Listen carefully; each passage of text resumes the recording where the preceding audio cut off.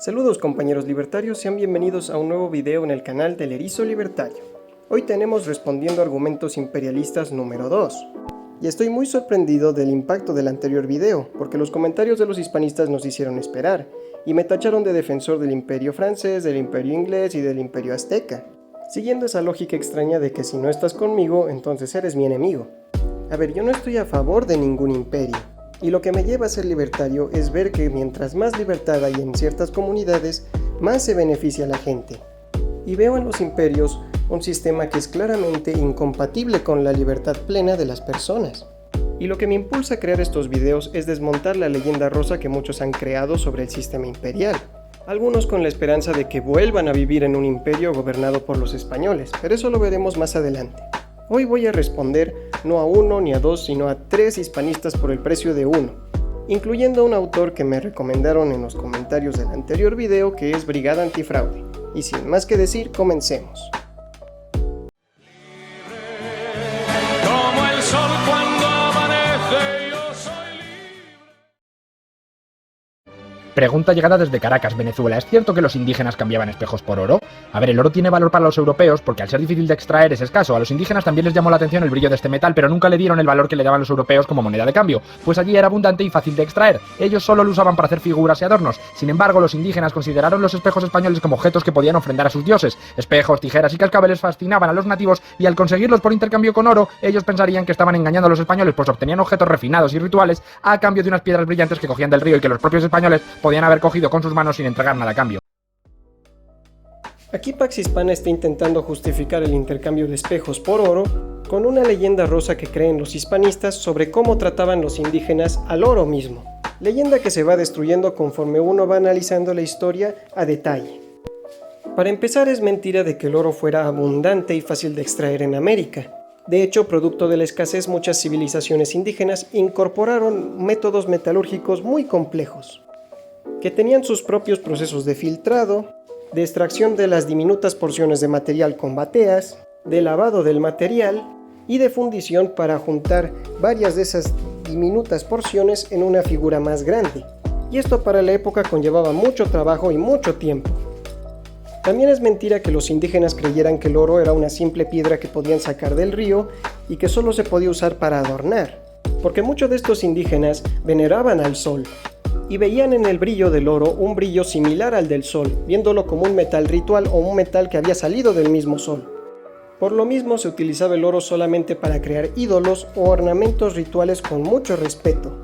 Y si llegaban a intercambiarlo con los españoles era porque veían en los espejos un valor ritual superior al del oro, porque era mucho más reflejante que el mismo oro. La verdad, este intercambio lo considero un encuentro bastante pacífico entre los españoles y los indígenas involucrando el oro, ya que muchos encuentros posteriores no serían así, y dudo que muchos de estos comunicadores hispanistas hablen de estos casos en sus canales. Ahora voy a responder a un youtuber que me recomendaron mucho en los comentarios y es Brigada Antifraude, más específicamente el video que pueden ver en pantalla, en donde él se plantea en desmitificar a muchos héroes de la independencia, incluyendo a Tupac Amaru. Y como en el video anterior yo me di el trabajo de decir que Tupac Amaru era liberal, me parece correspondiente que ahora yo lo defienda. La verdad, este fue un video un poco decepcionante viniendo de parte de alguien que se llama Antifraude, ya que tiene mucho fraude, ya que el autor tiende a mostrar solamente los datos históricos que sustentan su visión de las cosas, mientras que los otros hechos históricos que lo podían rebatir o los omite o los minimiza. Todo con el propósito de hacer quedar a Tupac Amaru como una persona que solo peleaba por su propio beneficio personal y no por un bienestar de los indígenas o por un precedente moral. Pero esta es una tesis antiacadémica que ningún escritor serio que haya estudiado la vida de Tupac Amaru asume en ningún momento. Y por supuesto, este es un video que llega a adoctrinar a todos estos jóvenes seguidores del hispanismo, como a uno que me estuvo respondiendo en mi anterior video, que lo dejo en los comentarios, que ponía como fuente este video de Brigada Antifraude diciéndome de que Tupac Amaru realmente solo era un privilegiado. Así que empecemos a destruir sus argumentos. A este personaje se le idealiza como luchador por la libertad de los indígenas frente a imposiciones como el trabajo forzado de la mita. Sin embargo, la historia es menos idealista. El rey Carlos III había subido unos impuestos llamados alcabalas y había inaugurado el virreinato del Río de la Plata, lo cual trajo consigo el establecimiento de nuevas aduanas que cobraban más impuestos. Túpac Amaru II era un cacique que poseía tierras y tenía una notable presencia en la ruta comercial entre Cuzco y Potosí, con unas 300 mulas que transportaban mercancías. En esa ruta se había creado una nueva aduana, lo cual significaba el pago de un nuevo impuesto cuando además José Gabriel pasaba por problemas financieros. Cóndor Canqui quiso entonces optar por el marquesado de Oropesa en un pleito contra la familia Betancourt. Este título, además de tierras, incluía una exención de impuestos. Sin embargo, en este proceso recibió un gran varapalo y de ninguna forma pudo conseguir ese título. Además, la institución de los 24 electores, la nobleza indígena descendiente de los incas, de ninguna forma quería que José Gabriel se hiciera con el título, y le recriminaron que él no era nadie para reclamarlo. Todavía hoy no se puede saber si a Túpac Amaru II le correspondía este título porque, en el juicio, ambas partes falsificaron los documentos. En este punto, cabría preguntarse, ¿hubiera continuado Túpac Amaru II con su rebelión si hubiera obtenido el título y, por tanto, la exención de impuestos? Imposible saber la respuesta de forma segura. La técnica de Brigada Antifraude para poder mostrar su punto de vista es mostrar una línea de tiempo un poco escuálida que muestre selectivamente ciertos fenómenos que pasaban en la vida de Túpac Amaru con el propósito de mostrarlo como un privilegiado que se levantó solamente porque tenía problemas en su vida, ignorando el resto de fenómenos económicos y sociales que estaban pasando en esa época y que también son importantes para comprender el inicio de la revolución. Por eso, para profundizar en la historia, la línea de tiempo de color verde es la de Brigada Antifraude y la que yo propongo es la de color amarillo. Y a continuación pasaré a exponer punto por punto. Para empezar tenemos que analizar la juventud de Túpac Amaru, en donde él fue formado en escuelas jesuitas. Era muy común que los hijos de los caciques fueran formados en estas escuelas para aprender las letras y las ciencias del imperio. Y fue también en esa escuela en donde se formó en él un fervor religioso y católico, siendo una de las historias que más le apasionaban la historia de Moisés y de la liberación del pueblo de los israelitas ante los opresores de Egipto. Este fervor religioso puede ser evidenciado en las múltiples cartas que Túpac Amaru explica que su prioridad es la voluntad de Dios por encima de muchas cosas, al igual que llega a reconocer la autoridad del rey de España porque lo ve como un designado de la misma autoridad divina. También esto nos hace pensar que las ideas que formaron a Túpac Amaru en la libertad y el anhelo de justicia no fueron ideas indígenas o ideas que estuvieran ajenas al imperio, fueron las ideas de la misma religión del imperio español. A la par de la vida de Túpac Amaru se estaban dando muchos problemas económicos en todo ese sector del virreinato. Para empezar, había una economía muy perjudicada por los monopolios de mercancías y la planificación de los corregidores que no siempre era la mejor. Este monopolio de mercancías ocasionaba que los artefactos y los productos que tenían que adquirir los indígenas los encontraran a un sobreprecio enorme, creándose así un mercado negro en donde importaban mercancías numerosas personas competidoras al imperio español, como ser holandeses, franceses, ingleses, portugueses. Todos ellos se beneficiaban de la riqueza ofreciéndoles productos a sobreprecio a los indígenas, pero no tan exorbitante como el monopolio español. Todo esto generó un malestar dentro de los indígenas, provocando incluso que muchos de sus líderes intentaran hacer leyes para expulsar la manufactura española de los mercados indígenas porque destruían sus ambientes de producción. Sin embargo, la corona jamás estimó estas solicitudes y esto jamás permitió que la voluntad de los indígenas se plasmara en las leyes del imperio. A todo esto hay que añadir que antes de las reformas borbónicas, fenómenos naturales e incluso productivos ocasionaron que las cosechas de los indígenas no fueran tan fructíferas, afectando mucho las ganancias que estos percibían de ellas. Y es esto lo que nos lleva a nuestro siguiente punto en la línea temporal, que líderes y representantes de los indígenas empezaron a escribir a los corregidores solicitando el cese de la mita, no tal vez para siempre, pero sí por esta época de crisis económica, para que los indígenas pudieran usar el tiempo que sería destinado a los trabajos forzados para cuidar sus tierras, administrar mejor su economía y poder solventar un poco lo de la crisis que les había afectado tanto. Sin embargo, los corregidores nunca hicieron caso a estas peticiones por parte del pueblo indígena. Posteriormente, como ya habíamos mencionado antes, existían estos mercados negros que beneficiaban a la competencia española. Por lo tanto, las reformas borbónicas eran la única solución para poder reparar el tejido productivo del virreinato. Entonces se dieron las reformas, creando nuevos territorios, nuevas aduanas y nuevos impuestos con el propósito de mejorar la situación que la planificación anterior no les había funcionado. Aquí sí podemos ver que afecta a las actividades económicas de Túpac Amaru que se dedicaba al comercio, ya que le imponen un nuevo impuesto. Pero esto no solamente afectó a Túpac Amaru, sino al resto de indígenas que practicaban el comercio y por supuesto a los múltiples consumidores que llegaban a ver agravados los precios que ya de por sí eran altos.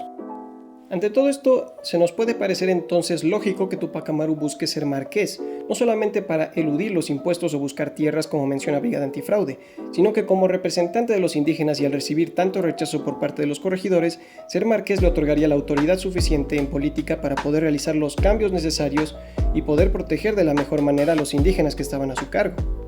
Algo que no cuenta Brigada Antifraude es que en 1777 Tupac Amaru se presentó ante las autoridades imperiales y les dio una especie de ultimátum, en donde declaró todas las dolencias que sufrían los indígenas por el trabajo forzado de la mita, donde muchos de ellos escapaban, la población no era suficiente para hacer la rotación y que ellos vayan a trabajar, o que en ocasiones ellos llegaban con dolencias fisiológicas que les iban a durar de por vida, para nuevamente ser rechazado por las autoridades imperiales. Otro evento que marcó el inicio de la revolución y que también fue detonante es la excomunión del corregidor Arriaga, el corregidor que tenía poder sobre el territorio de Tupac Amaru. Y siendo Tupac Amaru tan fiel creyente de las tradiciones católicas y respetando a las autoridades españolas porque las veía como portadores de esta voluntad divina, llegó a ser frustrante que uno de los corregidores que tanto daño le había hecho y que tanto había rechazado sus peticiones, resultara ser un mal católico y ser excomulgado por las autoridades eclesiásticas. Entonces, con esta línea de tiempo y eventos históricos podemos ver de manera más objetiva toda la manera de pensar de Tupac Amaru, que no fue solamente materia de bienestar económico y de eludir impuestos. Ya hay un precedente de fervor religioso católico que lo lleva a juzgar a las autoridades imperiales como injustas. También un sentimiento de liberar a su pueblo, un sentimiento de valores que no son representados por el sistema que lo gobierna. En este punto, cabría preguntarse, ¿hubiera continuado Tupac Amaru II con su rebelión si hubiera obtenido el título y por tanto la exención de impuestos? Imposible saber la respuesta de forma segura. En esto cabe preguntarnos, ¿hubiera seguido Tupac Amaru con su rebelión si los corregidores hubieran actuado como buenos católicos, escuchando la voluntad de su pueblo y frenando el trabajo forzado que tanto les había insistido? Imposible de saberlo. Lo siguiente que va a hacer Brigada Antifraude es no rebatir libros, no rebatir a grandes escritores que muestran la vida de Tupac Amaru, sino que se va a meter con artistas, inclusive con niños que hacen teatros en donde muestran la vida de Tupac Amaru, lanzando datos históricos al azar, creyendo que eso rebate su posición.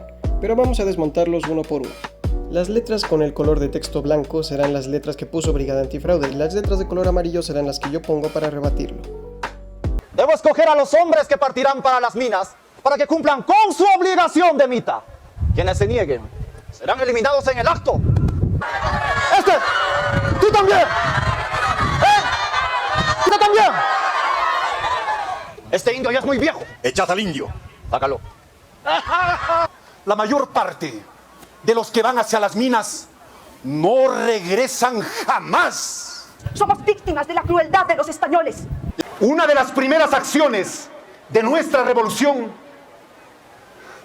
será liberar a todos los esclavos negros, sin siervos ni esclavos. La vida será diferente. Nuestro Creador, de nuestro Padre el Sol y de todos nuestros apus. Y vio cómo su pueblo era maltratado por los españoles. Entonces, esto dijo Tupac Amaru. Lo que está haciendo usted es un abuso. Deje de maltratar a mi pueblo. Eso no le interesa a ustedes, porque ellos han nacido para esto, para trabajar en el campo, así que lárguense de mi presencia.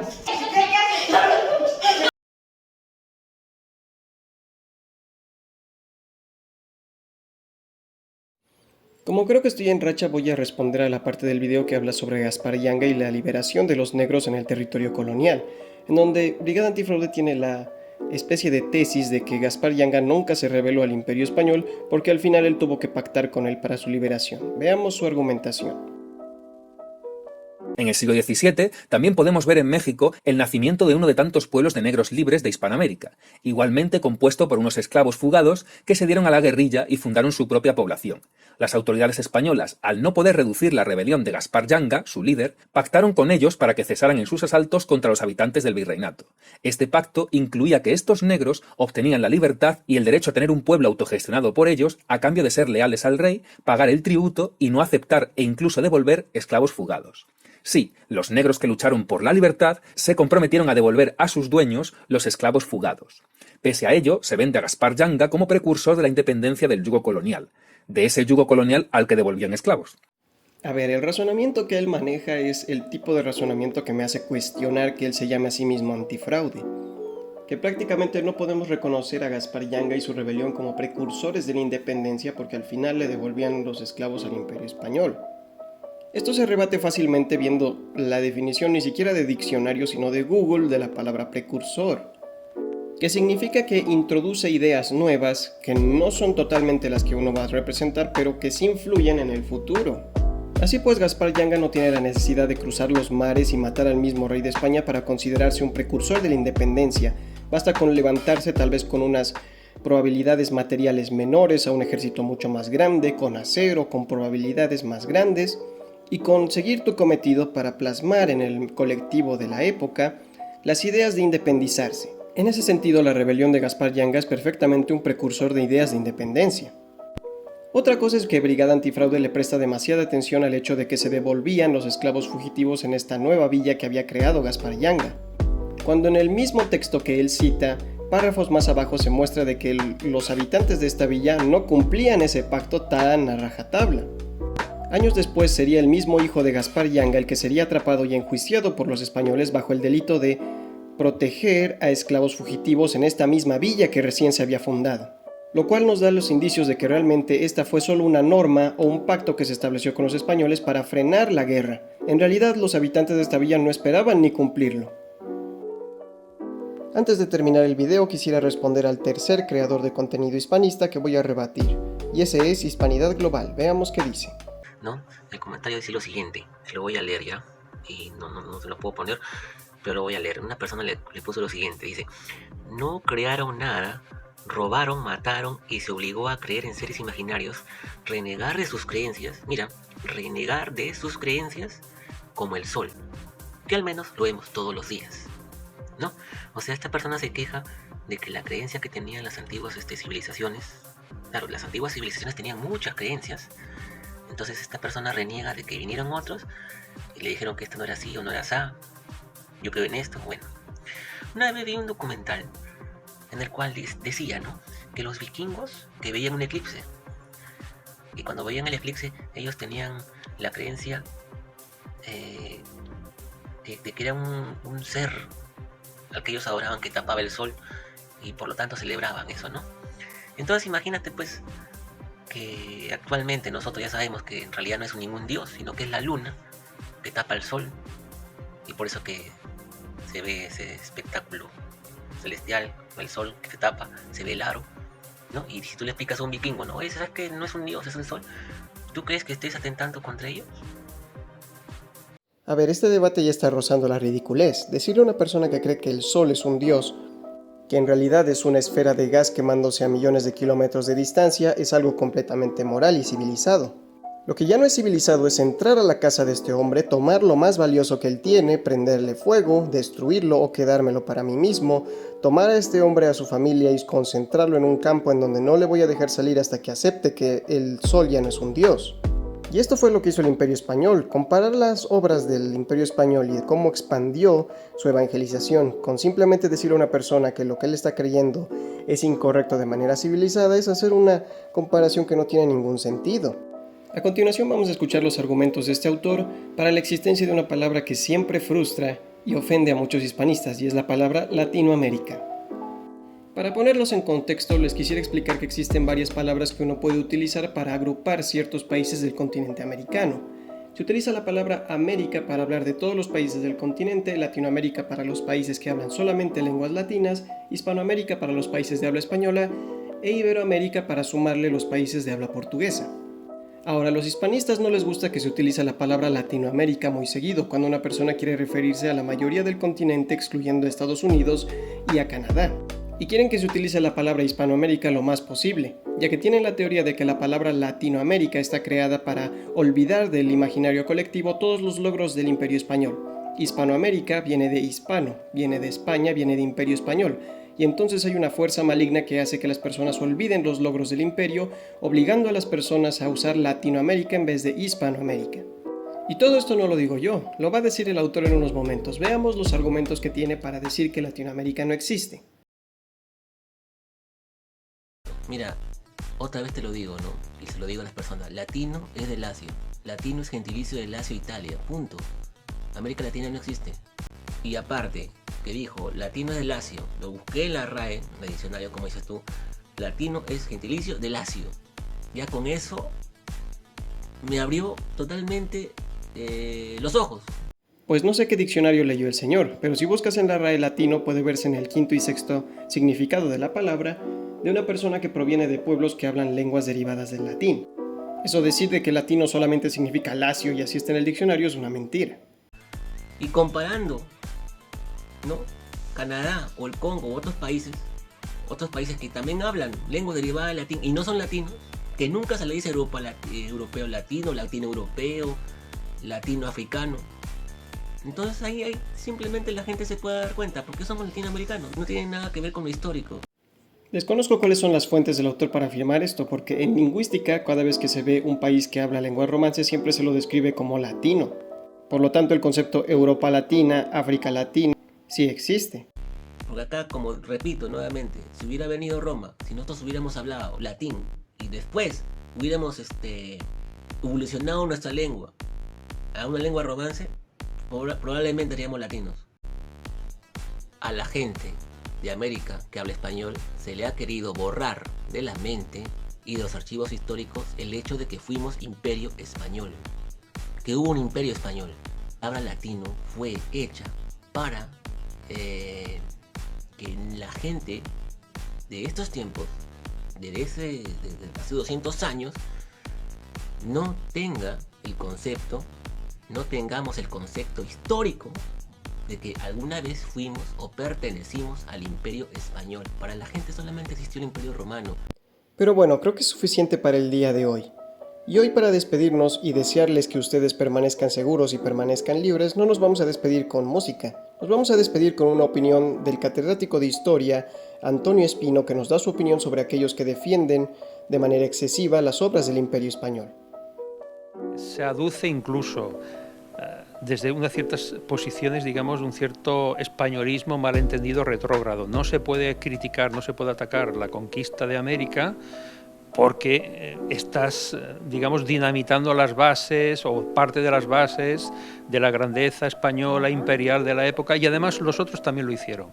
Bueno, de acuerdo, pero sí, yo estoy absolutamente convencido de que todos los otros imperialismos se portaron prácticamente exactamente igual que el imperialismo hispano en las Indias. El problema es que hay que reconocerlo, hay que analizarlo, hay que estudiarlo.